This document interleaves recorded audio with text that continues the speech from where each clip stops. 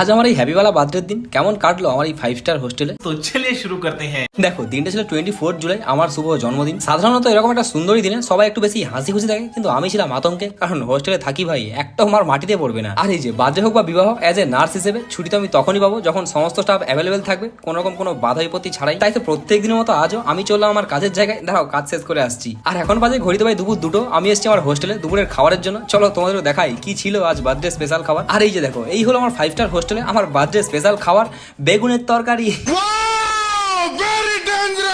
না মানে সিরিয়াসলি, জীবনের সমস্ত দুঃখ কষ্ট একদিকে, আর এই বার্থডের দিন এই সমস্ত খাবার দাবারের কষ্ট আর একদিকে। যাই হোক, কি আর করা যাবে, নতুন তো আর কিছু না। তো আর এই যে এই হলো সেই ভয়ঙ্কর দৃশ্য যেটার জন্য প্রত্যেকটা হোস্টেলার বার্থডের দিনে আতঙ্কে থাকে বা আতঙ্কে।